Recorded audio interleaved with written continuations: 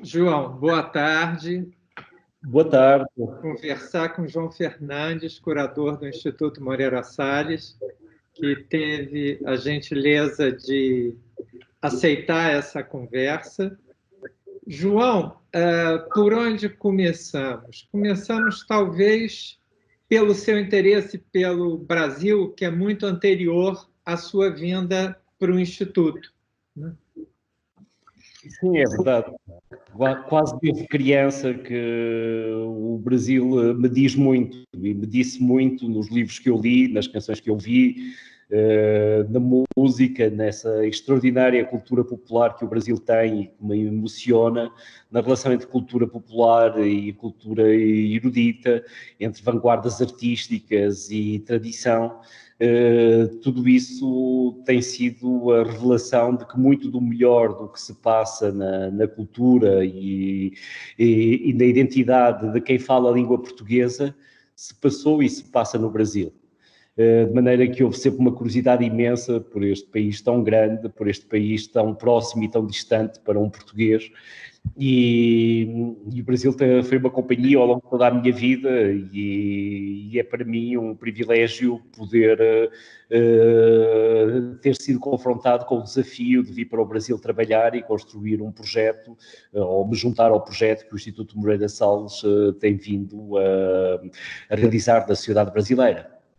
Sim. Você realizou, inclusive, exposições, né, da Lígia Pape, do Antônio Manuel, do Barrio, em Serralves e no Reina Sofia, né, se eu não me engano. É verdade, sabe? Sempre encontrei na história das artes visuais no Brasil muito do mais fascinante que se pode encontrar na história da arte do século XX. Acontece que foi no Brasil que, pela primeira vez, vanguarda e uma atitude crítica em relação ao colonialismo surgiu na Semana da Arte Moderna de 22. Foi no Brasil que linguagens artísticas de matriz eurocêntrica ou euro-americana foram questionadas a partir de um outro lugar de fala, a partir de uma outra geografia, a partir de uma outra história, ainda muito invisível para os eixos dominantes que organizaram e que dominaram a história cultural e artística do mundo.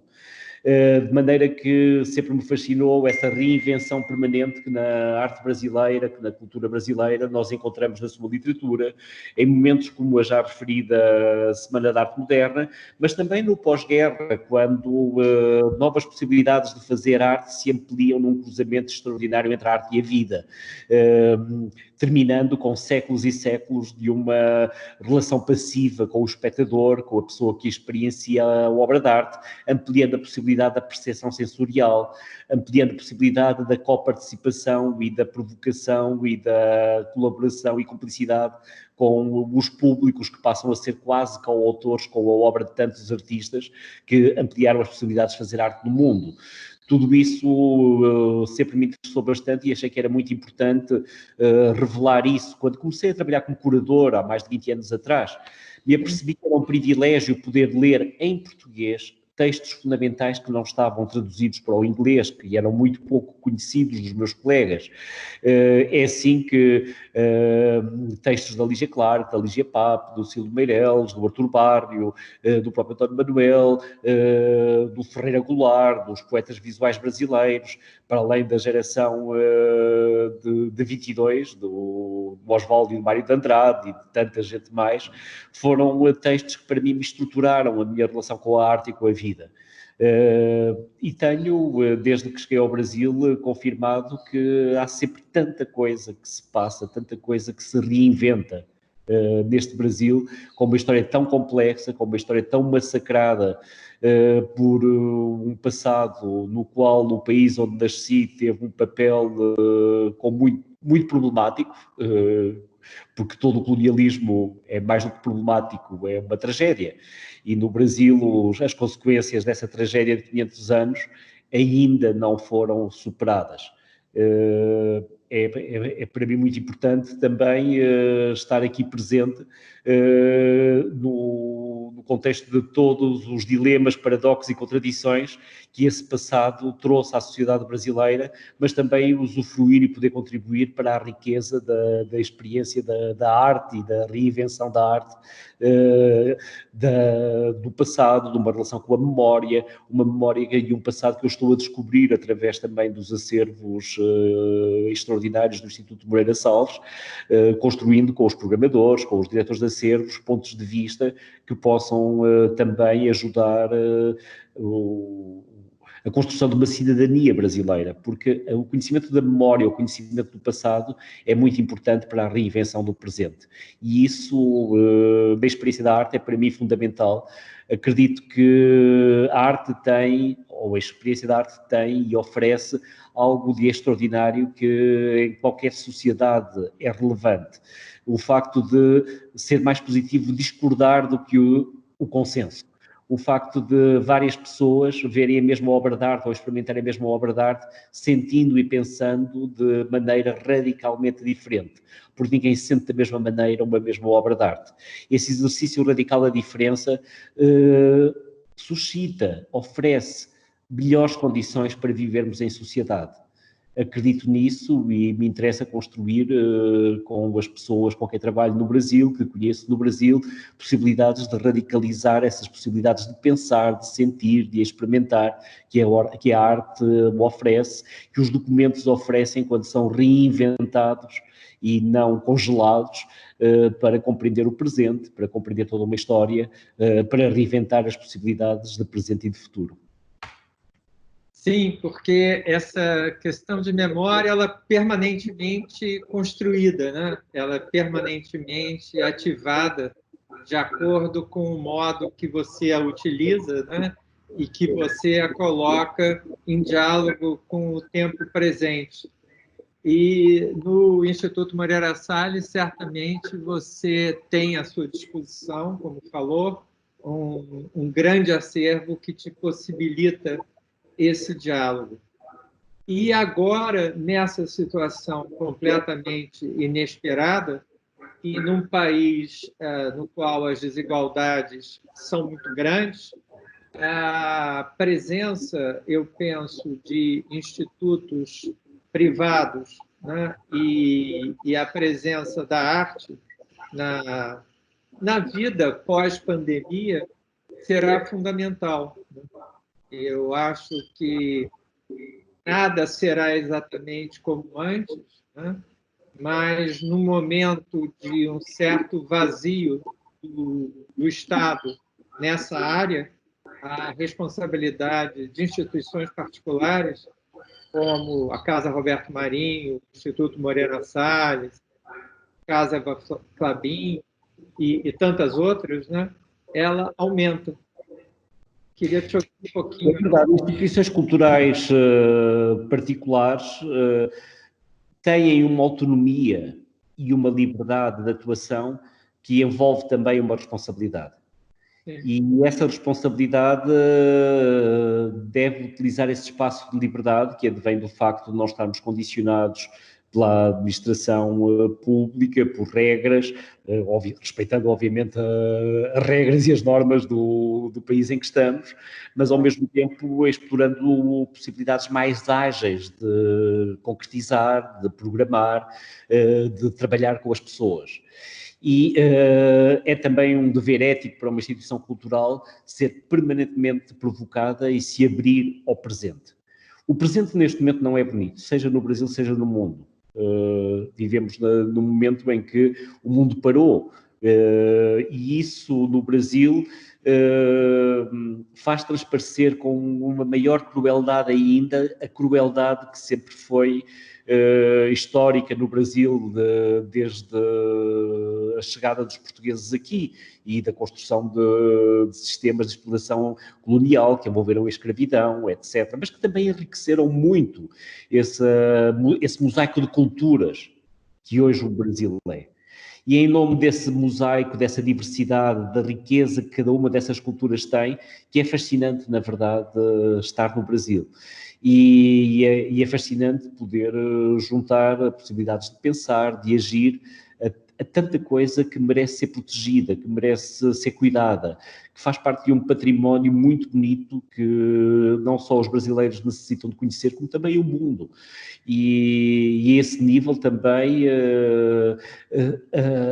o nosso papel enquanto instituições culturais é também um papel de resistência a tudo quanto de negativo aconteceu na história brasileira e infelizmente ainda perdura no presente. E é também a possibilidade de juntar pessoas para pensar, para confrontar diferenças, para abrir novas possibilidades de estar em sociedade, de estar coletivamente. Acredito sinceramente que a educação, a cultura, a arte podem ser contributos decisivos para a cidadania no Brasil. Como acontece frequentes vezes ao longo da história, muitas vezes, momentos solidários e emancipatórios na história descuidaram por vezes essa condição inalienável da cidadania, que é a educação, que é a cultura, que são direitos como são o direito à habitação, como são o direito à saúde, como são o direito à comida, que são o direito a poder viver com um conforto mínimo com os outros. E é esse também o nosso papel em que nós podemos e devemos operar. A autonomia e de certo modo, a independência de que usufruímos é, sem dúvida, uma chamada de atenção à responsabilidade que devemos construir. Sim. Uma vez, assim que eu fui nomeado para o Paço Imperial, em 1993, eu recebi a visita de um amigo, Jay Levinson, que é diretor internacional do MoMA. E eu estava assumindo, e o Paço Imperial tinha um excelente passado de gestão do Paulo Sérgio Duarte e um prédio magnífico. Mas, fora isso, nada. E o Jay me visitou logo no início e me visitou 2 anos depois. E aí ele falou, olha, é impressionante como no Brasil, como as instituições possibilitam, né, que o trabalho de uma equipe conte, né, que o trabalho de uma equipe transforme, que o trabalho de uma equipe renove, né? Quer dizer, a nossa fragilidade pode ser também a nossa flexibilidade para avançar, né? Sabe que a imprevisibilidade que marca o presente, o passado do Brasil pode ser maravilhosa. Pode ser extremamente cruel quando reflete toda a injustiça, toda a desigualdade, toda a falta de estruturação ainda de uma democracia que não existirá se todos não puderem usufruir dela em igualdade de circunstâncias e de possibilidades. Mas essa imprevisibilidade abre portas a uma criatividade e a uma inventividade que no Brasil faz perdurar formas de cultura tradicional, algumas delas multisseculares e de muitas culturas. E há possibilidades também de miscigenação, de mistura, de reinvenção de próprios conceitos de identidade, de cultura, de tradição, de vanguarda, de inovação, de possibilidades inusitadas. E isso no Brasil, essa imprevisibilidade ou essa fragilidade, que pode ser considerada por vezes, na verdade, um problema, é também, sem dúvida, uma abertura, uma liberdade. E oxalá que este país nunca se deixe domesticar, mas oxalá este país também consiga estruturar melhor as suas instituições. Nós sabemos, enquanto responsáveis por instituições privadas, que gostaríamos muito de não ser nunca ou ilhas ou oásis no deserto. E gostaríamos muito de ter os nossos colegas nas instituições públicas também com condições de trabalho, de programação, de construção de acervos, de relação com os públicos, e tem havido em museus brasileiros experiências maravilhosas a esse nível. Por isso, às vezes, custa ver como é tão difícil trabalhar em circunstâncias tão complicadas. O que aconteceu recentemente no mar foi disso um exemplo.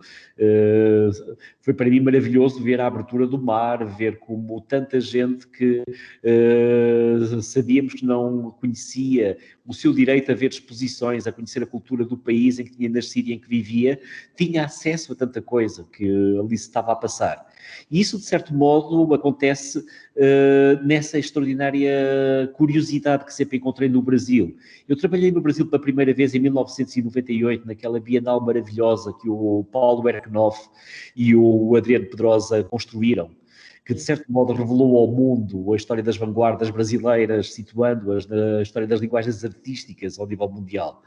E nessa Bienal eu fiquei fascinado pela curiosidade das pessoas, pela vontade de aprender, de saber, de conhecer. Se, na verdade, as pessoas tiverem direito e acesso àquilo que uma instituição cultural pode apresentar, as pessoas no Brasil têm uma curiosidade imensa e têm uma energia imensa. E isso é, sem dúvida, algo que fascina e algo a partir do qual muita coisa se pode construir coletivamente. Sim. E eu acho que no Brasil também, quer dizer, nesse momento, nós temos um desafio de manter um trabalho de excelência, não é? Que não pode ser desaprendido, não pode ser desaprendida toda essa herança cultural que você cita, né? Na qual eu gostaria de falar dos efeitos benéficos da colonização portuguesa, porque toda essa possibilidade de miscigenação, essa possibilidade de uma raça que não tem um fenotipo, um fenótipo, mas que você tem todas as culturas misturadas, sem querer idealizá-las, a lá Gilberto Freire, né? Achar que é uma democracia racial, porque evidentemente não o é, porém as possibilidades, o sonho de uma democracia racial, eu acho que é muito possível no Brasil, né? Se as condições econômicas, sociais melhorarem. E isso é único da colonização portuguesa, né? Se você... Sabe que a colonização portuguesa foi tão desestruturada. Acontece que Portugal é um país pequeno. Por exemplo, quando eu era criança, ainda frequentei a escola nos tempos da ditadura em Portugal. E a ditadura tinha como propaganda tentar convencer crianças como eu de que Portugal era um grande império. E nós não acreditávamos. Portugal era um pequeno país de onde os seus cidadãos tinham que fugir para fugir a uma guerra colonial que os matava, para fugir à tirania da opressão, à falta de liberdade, à pobreza que levou milhões de portugueses ao longo da sua história pelo mundo inteiro, que os trouxe ao Brasil também. Mas estamos a falar de um país que nunca construiu um império colonial como países maiores e mais ricos, como a Inglaterra, como a Espanha, como a França, até como a Bélgica, que é um país pequeno, se calhar é mais pequeno do que Portugal, construíram. Isso não isenta Portugal dos crimes que são inerentes a um passado colonial. E eu confesso que essa visão, de certo modo, positiva que você agora referiu de uma história colonial portuguesa ou da presença colonial portuguesa no Brasil, eu acho que é devida, sobretudo, aos brasileiros, a todos aqueles que no Brasil aproveitaram a convivência entre várias culturas, identidades, raças, para estarem juntos de uma determinada maneira, apesar de tudo quanto os separava e tudo quanto os dissociava na sua desigualdade terrível, que aqui teve expressões terríveis, como em toda a história colonial teve. E continua a ter no presente. Um país que tem a sua história ao longo da maioria da sua vida marcada pela escravidão, é um país que necessita de se reinventar e que necessita de cicatrizar tudo quanto existe ainda de vestígio da escravidão, e há muitos vestígios da escravidão na sociedade brasileira. E isso é uma coisa que, por exemplo, me choca no meu país, em Portugal, onde a história da escravidão não é conhecida, onde o papel dos portugueses na escravidão não é conhecido, onde não houve uma autocrítica, precisamente, do papel na história colonial que os portugueses desempenharam. De maneira que eu sou um pouco menos indulgente ou menos positivo. Acho que tudo quanto houve de melhor no facto dessa mistura, dessa copresença de tantas identidades no Brasil acontecer e ter acontecido, se deve àquilo que os próprios brasileiros fizeram com isso. À revelia daquilo que era o colonialismo português. Porque o colonialismo português não trouxe assim tanta coisa. Eu fico chocado quando descubro que no Brasil o colonialismo português não deixava sequer poder imprimir livros. Sim. Durante tanto tempo. No entanto, o colonialismo português tem as suas idiosincrasias e as suas histórias específicas. Uma delas é o facto de Portugal ter tido a sua capital no Rio de Janeiro. É o único país da Europa que teve a sua capital do que era então uma colónia. E tudo isso criou vários tipos de circunstâncias bastante interessantes. Por exemplo, uma coisa que se sabe pouco é talvez o facto do fado ter nascido no Brasil, quando da presença da corte de Dom João VI no Brasil. Há muita coisa que a cultura portuguesa beneficiou imenso do contacto com o Brasil. E a presença da corte portuguesa, né, no Brasil, ela importou muito também em abrir o Brasil, ou pelo menos a sua capital, o Rio de Janeiro, para comércio, visitas, artistas estrangeiros, não é? Quer dizer, o Brasil teve um período de cosmopolitismo, né? Pelo menos de relações com a Europa, que efetivamente foram muito preciosas, né?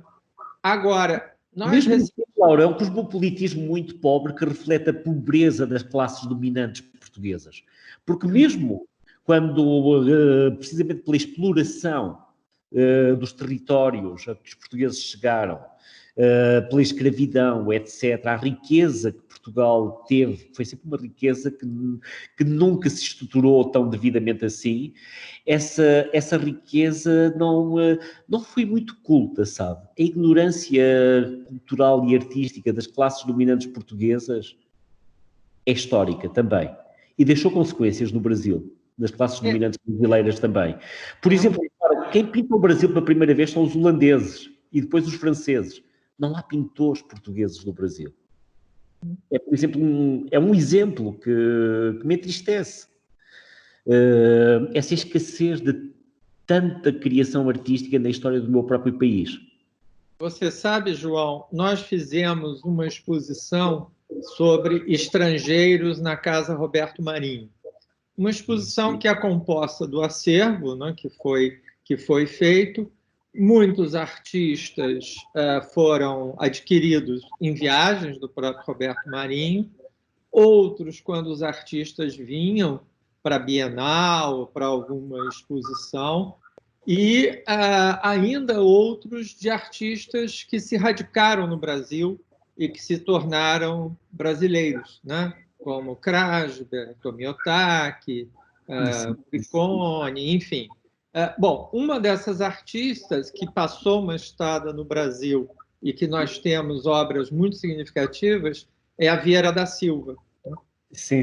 Agora, o que impressionava na exposição é que a exposição era praticamente toda de arte abstrata e informal, e no final da exposição havia a coleção completa, original, dos desenhos do Debré. E era, de certo modo, um mergulho na história, um mergulho no passado, mas muito mais um soco do presente, porque é impressionante a sobrevivência das desigualdades, né? da maneira de lidar com camadas populares e tudo, né? Então, ela tinha essa triste missão, feição de mostrar o passado, mas mostrar o quanto o presente, em muitos aspectos, ainda é parecido com o passado. Debré continua a ser um soco no É. nosso estômago e na nossa cabeça, no presente. Sim, sim. Isso diz muito do Brasil ainda hoje e do muito que há para trabalhar coletivamente para construir uma outra sociedade neste Brasil. Mas você citou a Maria Helena Vieira da Silva, artista maravilhosa. Mas repara, a Maria Helena Vieira da Silva não foi trazida ao Brasil por nenhum relacionamento particular de Portugal com o Brasil. Por conta da guerra, né? E da Exatamente. perseguição. Maria Helena Vieira da Silva vivia exilada. Sim. Pela falta de liberdade que em Portugal a expulsou. Maria Helena Vieira da Silva foi alguém que preferiu viver num país com liberdade, como era a Paris e a França do seu tempo, do que um país triste, oprimido, repressivo e pobre, e muito cruel com os seus próprios artistas, como foi Portugal ao longo da sua história. Onde pintores e poetas na geração de Maria Helena Vieira da Silva morriam de fome. Há casos assim.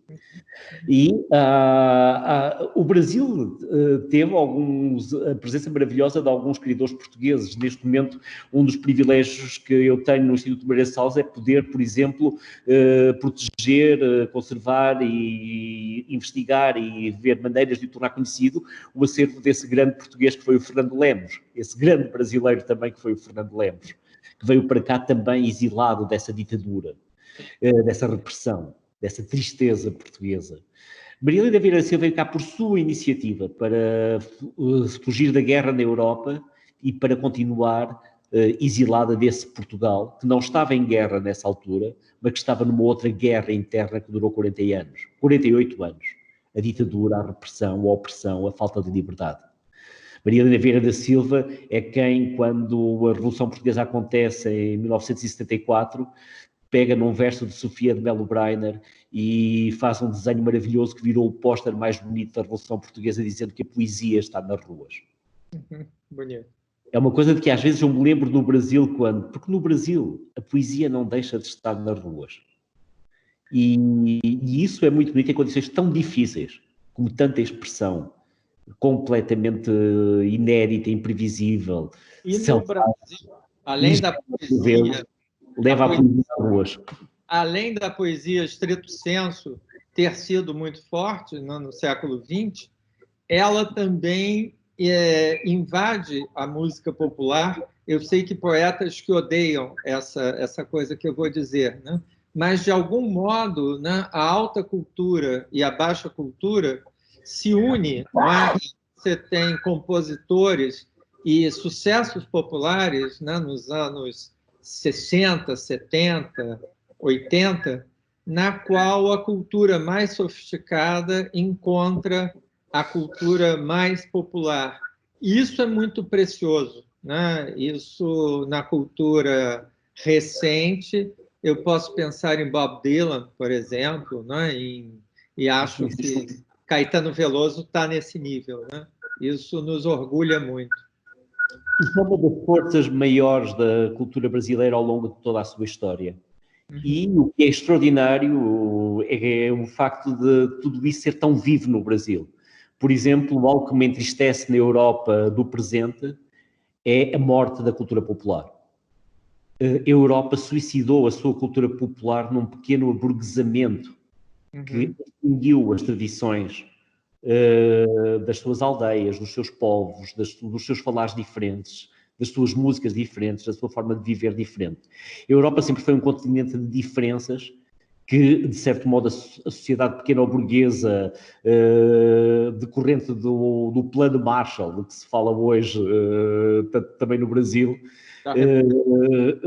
empobreceu. Empobreceu porque pode ter dado algum conforto económico às pessoas, mas destruiu-lhes a alma, roubou-lhes a cultura, roubou-lhes a identidade e roubou-lhes o passado. E a Europa hoje é um continente onde só há cultura popular, sobretudo nos contextos das comunidades imigradas, dos refugiados, daqueles que não são europeus. A Europa sempre viveu também das pessoas de outras partes do mundo que a procuraram e que reinventaram as possibilidades da criação da própria Europa. Isso é uma história também que está presente nas vanguardas europeias. Mas no Brasil isso não acontece. E essa extraordinária vida, citou Bob Dylan, isso é muito curioso, porque eu tive a adolescência muito marcada pelo trabalho em produções musicais. E organizei e trabalhei na produção de muitos concertos com alguns nomes maiores da música brasileira também, mas também com nomes maiores da cultura norte-americana e da música popular norte-americana. Eu trabalhava com o Pete Seeger, com quem eu organizei com muitos outros amigos o único concerto que ele fez em Portugal, e que era um cancioneiro extraordinário da música popular norte-americana. Eu estudei essa paridade sempre existiu, sabe? Entre... Desculpa eu te interromper, mas vou perder a oportunidade. Eu estudei com o sobrinho dele, o Anthony Seeger, que era um musicista que estudou cantos indígenas e era professor de antropologia no doutorado do Museu Nacional. E foi muito bom, foi realmente muito bom. Eu tive professores excelentes, Roberto da Mata, Gilberto Velho, Lígia Pape de outro jeito, né? Quer dizer, não, se há uma coisa que eu não posso me queixar é isso. Agora, a instituição, por exemplo, do Museu Nacional, em antropologia, era uma instituição muito forte. A arquitetura, não. A arquitetura você tinha que inventar o seu caminho, você ir procurar. Porque se você ficasse no currículo estrito, e era um período muito forte da ditadura, pós AI-5, no início de uma distensão, mas onde era proibido, por exemplo, reunião de mais de 5 pessoas. Você tinha que pedir permissão ao diretor da escola, você imagina, né? Então, às vezes é curioso você ver uma certa nostalgia por regimes fortes no Brasil, né? Eu acho que só quem não os viveu é que pode desejar alguma coisa assim, né? Porque é de uma... Não é menor a corrupção, né? E também não é tão... não possibilita tantas liberdades individuais. Daí a importância do conhecimento da memória e da partilha de conhecimento a uma escala ampla e democrática. Sem dúvida que as ditaduras fazem mal às pessoas. Torturam, roubam a vida, assassinam. Matam o caráter. O Brasil viveu uma ditadura como Portugal viveu uma ditadura. E tudo isso aconteceu. No Brasil em escala ainda muito maior do que em Portugal. Mas não é uma questão de escala, não é uma questão do número de mortos numa ditadura. É a questão da violência maior contra a condição humana que uma ditadura concretiza ao roubar a liberdade, ao roubar o direito de estar juntos. Também em Portugal havia interdições de estar juntos nos tempos da ditadura. E por isso mesmo só a ignorância, a desinformação e algumas más intenções podem convocar o fantasma da ditadura ainda neste momento no Brasil. Em Portugal uma revolução conseguiu, felizmente, extirpar essa consequência negativa que as ditaduras têm, porque elas ficam dentro da cabeça das pessoas. Sim. Elas se propagam além das gerações que massacram. E isso no Brasil ainda está muito vivo. Mesmo em Portugal há tabus. Por exemplo, o passado colonial, a guerra colonial é ainda um tabu em Portugal. Sim. Não se fala. Portugal não se desfascizou tanto quanto às vezes julga que se desfascizou, sobretudo em relação à questão colonial, que acompanhou também o fascismo em Portugal. E aí ainda há muito para fazer. Aliás, só conheço um país europeu que tenha feito esse ato de verdadeiro arrependimento e de renúncia e de denúncia do seu passado recente. A Alemanha pós-nazi, depois da Segunda Guerra Mundial, depois desse sofrimento horrível que um regime horrível levou o povo alemão, os alemães souberam fazer esse meia-culpa. Há muita coisa nas ditaduras em que os seus protagonistas deveriam fazer um meia-culpa. E as sociedades deveriam exigir que eles o fizessem. E eu não sei se em Portugal... Essa cordialidade que às vezes se invoca na cultura brasileira ou na cultura portuguesa é uma forma de anestesia muito perigosa também. Sim. É bom sermos cordiais, mas não podemos esquecer. Claro. E também no Brasil, não sei se em Portugal, não é? É aquela máxima de que você muda para continuar a mesma coisa é muito presente, né? Porque você vê personagens que atravessam, né, o poder em qualquer regime que seja, né? E que aderem a qualquer coisa. Então, há também uma deterioração do próprio caráter, né? Das pessoas, né? Não, as ditaduras fragilizam muito cabeças e corações. E é preciso um trabalho de cuidados intensivos. Sim, e você sabe, João, fala-se muito em educação e é claro, e é fundamental, não é?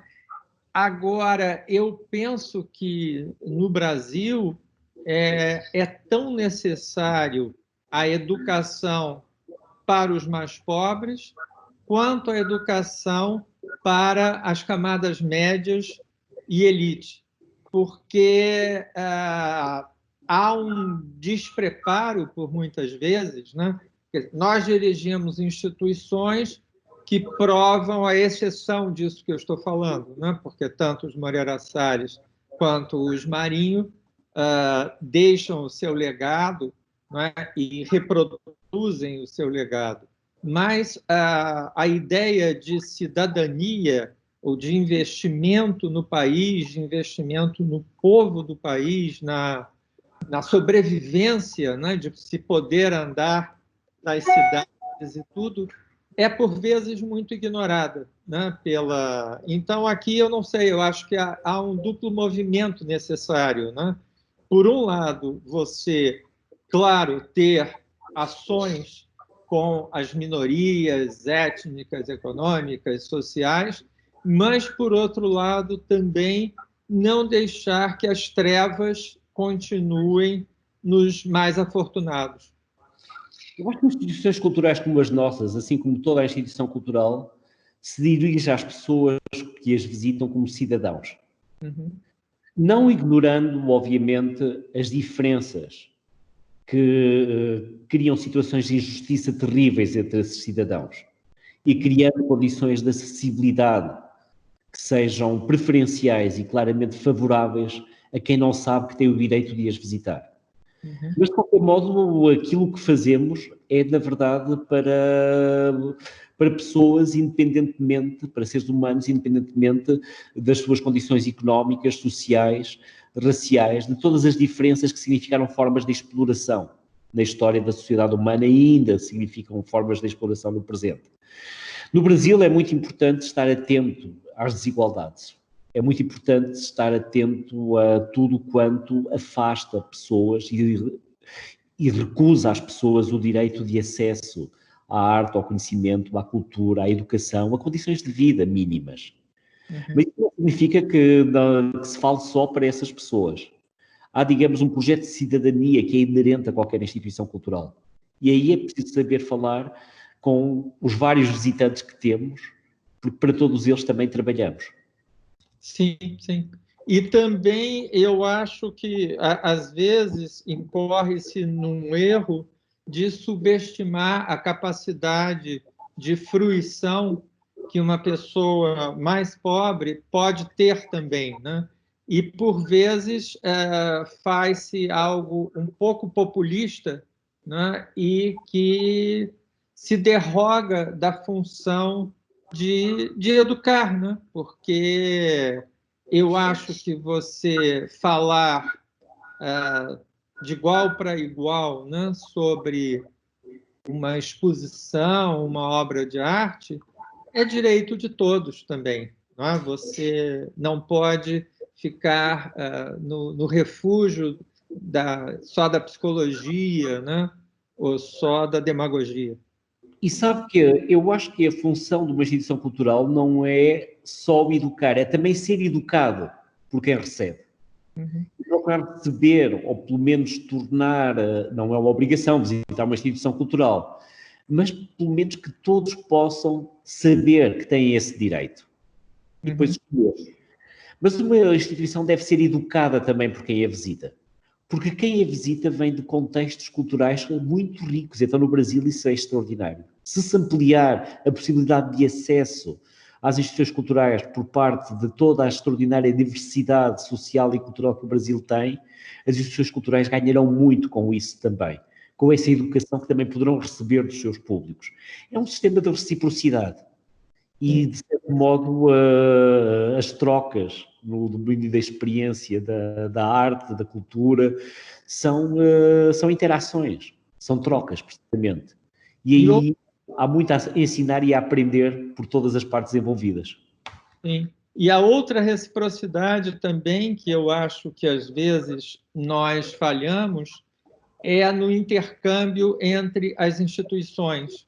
Não é? São as instituições promoverem ações conjuntas, né, com os seus acervos, você se associar. Nós, por exemplo, fizemos uma bela exposição de abstracionismo informal com o MAN de São Paulo, e foi uma experiência muito rica. Trouxemos de Janira e coproduzimos com o MASP. Estamos agora com projetos com eles também.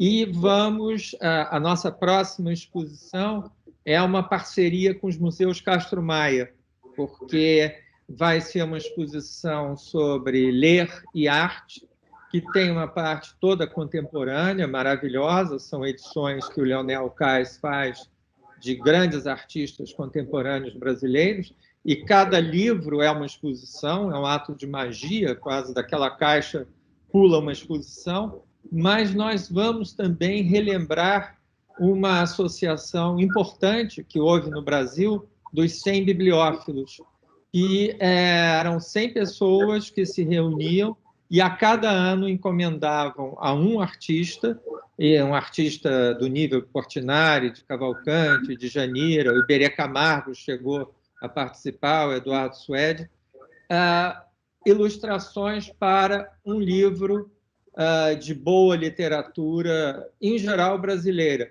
Mas eu acho que, e é fundamental, né, você, nisso que nós estávamos falando, de estabelecer essas pontes, também, nesse caso, por exemplo, o Castro Maia era, junto com o Roberto Marinho, um desses 100 bibliófilos. Então, nós estamos fazendo a exposição juntos. Eu acho que essa aí é uma das possibilidades e dos deveres de trabalho que devemos assumir. O Instituto Moreira Salles está presente em 3 cidades. Uma delas é a cidade em que nós estamos co-presentes, o Rio de Janeiro. Mas isso não impede que possamos construir projetos em conjunto. Muito para discutir, muito para descobrir, muito para saber como é que podemos convergir nesses projetos. Sim. Bom, já está acordado. Em tempos de pandemia. Sim. O João, e falar em pandemia, eu sei que vocês estão com um trabalho virtual, como nós estamos também, essa nossa conversa faz parte desse trabalho, inclusive, mas vocês já estão preparando para uma volta? Já tem a programação? Como estão as coisas? Sabe, nós tínhamos um instituto programado, obviamente, para este ano e também praticamente para todo o ano próximo. Fomos surpreendidos pela pandemia, como todos, e fomos dos primeiros também a encerrar portas. É muito importante para quem nos esteja a ouvir saber reconhecer a necessidade desse confinamento como proteção. Passar por isso para voltarmos a nos abraçar, a estar juntos, a visitar exposições. Temos uma exposição montada que não conseguimos inaugurar, da Paz e Razão Riz. Temos uma programação por acontecer, onde grandes exposições com nomes fundamentais da fotografia brasileira, como Miguel Rio Branco ou Mário Cravo Neto, vão acontecer, onde nomes fundamentais da literatura brasileira, como essas duas mulheres maravilhosas e fundamentais, como Clarice Lispector e Carolina Maria de Jesus, vão ser trabalhadas em formato expositivo. Muito estava programado e muito continua a ser trabalhado nesse sentido. Mas, entretanto, decidimos assumir a urgência do momento. A verdade é que estamos de portas fechadas. A verdade é que há toda uma série de atividades que não podemos fazer. Colóquios, seminários, encontros, sessões de cinema, espetáculos, etc. Então, direcionámos orçamentos e possibilidades de trabalho e energias para construir um programa de emergência que procure ser solidário neste momento no Brasil, com artistas que possam ser mais vulneráveis. E construímos um programa em que artistas que foram radiografados em função de toda uma série de parâmetros de diversidade, que no Brasil são indispensáveis para uma programação. Diversidade racial, diversidade social, diversidade cultural, diversidade de género, etc., pudessem ser convidados, em que artistas mais conhecidos não sejam mais de 10% dos artistas que convidamos, para que, pelo seu próprio conhecimento e legitimação, possam ajudar a descobrir os artistas que não são conhecidos, que são mais jovens, que estão mais longe, que não foram legitimados pelas culturas dominantes. Tudo isso foi um trabalho maravilhoso em que eu tenho participado com todos os programadores e diretores de acervos do Instituto Moreira Salles. O programa se chama Convida e está neste momento disponível online. Convidámos 60 individuais e coletivos numa primeira fase e estamos já preparando a segunda fase, porque enquanto durar este confinamento é importante dar um sinal de confiança, de que acreditamos naquilo que os artistas fazem e, se possível, poder fazer chegar alguns recursos que nunca são suficientes, nós estamos conscientes disso, da pobreza do que oferecemos em relação à imensidade do que é necessário fazer neste país. Mas de forma a que pelo menos, alguma coisa possamos fazer e que isso que fazemos se possa juntar àquilo que todos estamos a fazer, com as nossas presenças online, virtuais, com o trabalho a que nos continuamos a dedicar, mantendo-nos ativos em tempo de pandemia. Isso. João, eu quero agradecer enormemente, foi um prazer de sempre conversar com você. Além do mais, você é tricolor, né? Você é fluminense. É uma identidade... Ligados, para muitos fragilidades. Pois é uma particularidade que nos une, né? O tricolor das Laranjeiras. Mas, sem brincadeira... O Nelson Rodrigues, o Chico Buarque e o Cilo Meirelles me fizeram tricolor. Paulo Sérgio Duarte também, tem uma turma muito boa. Mas, enfim, sem brincadeira, sempre um prazer conversar com você. E gostaria muito mesmo que nós, com muita calma, concebêssemos um projeto juntos, né? Eu acho que, sobretudo na cidade do Rio de Janeiro, é uma parceria indispensável, né? Que nós estejamos próximos. Vamos a isso, Lauro. Isso. João, muito obrigado. Uma boa tarde para você. Obrigado pelo convite e por esta oportunidade para o reencontro virtual por enquanto, mas que será só a antecipação desse grande abraço que vamos dar. Isso aí. Tchau, João. Muito prazer. Tchau, tchau. Boa tarde.